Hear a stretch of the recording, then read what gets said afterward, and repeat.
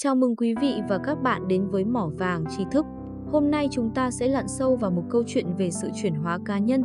Một câu chuyện mà bất kỳ ai đang gặp khó khăn trong việc học, làm việc hoặc tập trung đều cần phải nghe. Liệu có tồn tại một công thức đơn giản nào có thể biến một học sinh kém tự tin, luôn bị điểm thấp trở thành một người thành công, làm chủ cuộc đời mình? Câu trả lời là có, và bí mật đó nằm ở 5 quy tắc vàng về tư duy và kỷ luật.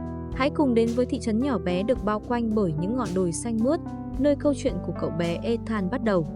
Câu chuyện không chỉ nói về việc học, mà là về việc làm thế nào để làm chủ tâm trí của chính bạn.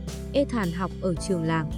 Cậu là một cậu bé bình thường như bao người khác, thích thú chơi đùa với bạn bè, lắng nghe tiếng chim hót mỗi chiều và ngắm nhìn những đám mây trôi lững lờ trên bầu trời. Đó là thế giới bình yên, nhỏ bé của riêng cậu. Tuy nhiên, có một ngọn núi lớn mà cậu không thể vượt qua, đó là việc học. Dù đã cố gắng hết sức, dốc nhiều thời gian, Ethan vẫn không thể hiểu bài và ghi nhớ kiến thức. Những người bạn cùng lớp, vô tình hay cố ý, thường xuyên cười nhạo những sai lầm và kết quả học tập kém cỏi của cậu.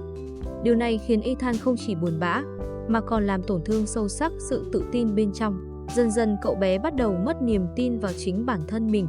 Cậu tự gắn cho mình cái mác kém cỏi và thấy tuyệt vọng. Cho đến một buổi chiều định mệnh. Sau giờ học, khi cả lớp đã ra về, thầy giáo triết học đáng kính, thầy Harris, vẫn ngồi một mình. Ethan rụt rè bước đến bên bàn thầy, giọng nói nhỏ nhẹ, gần như thì thầm: "Thưa thầy, con muốn nói chuyện riêng với thầy chút ạ."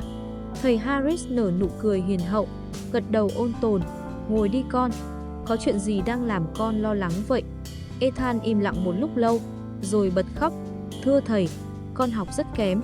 Con không nhớ được gì và cũng không thể tập trung. Con cảm thấy tuyệt vọng thật sự.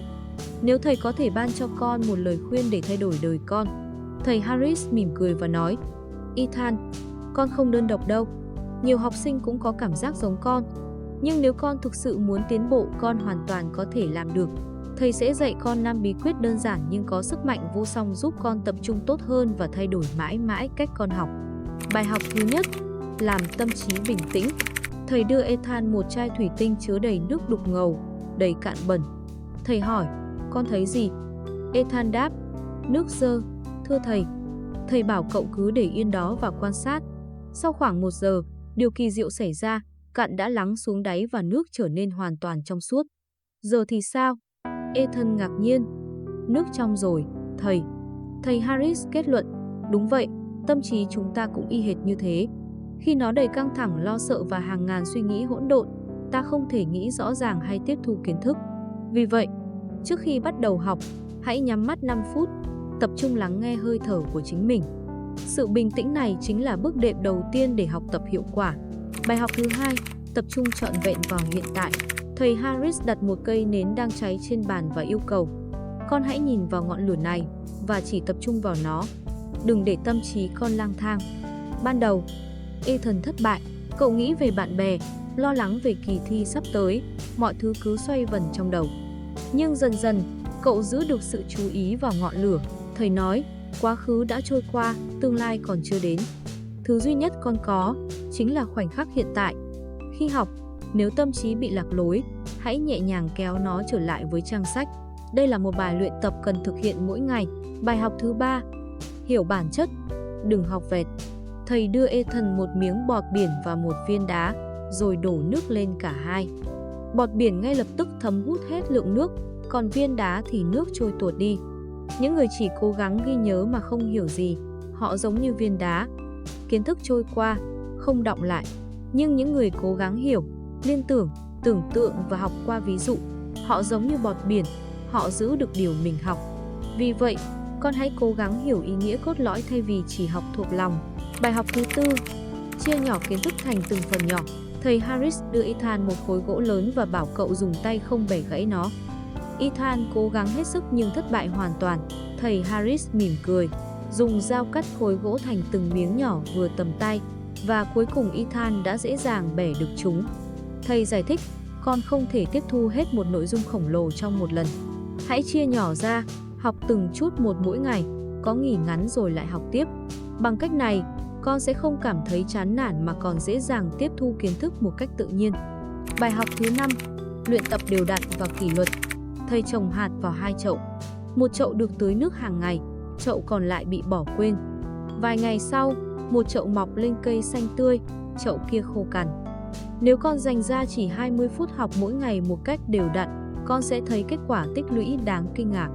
Nhưng nếu con học một ngày rồi bỏ bê 3 ngày, mọi nỗ lực sẽ không có ý nghĩa. Sự kiên trì và đều đặn chính là chìa khóa của mọi thành tựu. Ethan đã làm theo từng lời thầy dặn dò trong suốt những tuần và tháng tiếp theo. Ban đầu, mọi thứ không thay đổi nhiều, nhưng dần dần, cậu học tập tốt hơn, hiểu bài dễ dàng hơn và quan trọng nhất, cậu không còn sống trong nỗi sợ hãi nữa. Điểm số của cậu cải thiện rõ rệt và cậu bắt đầu yêu thích quá trình học hỏi. 5 năm sau, Ethan không chỉ là một học sinh giỏi mà đã trở thành một người thành công, được xã hội công nhận.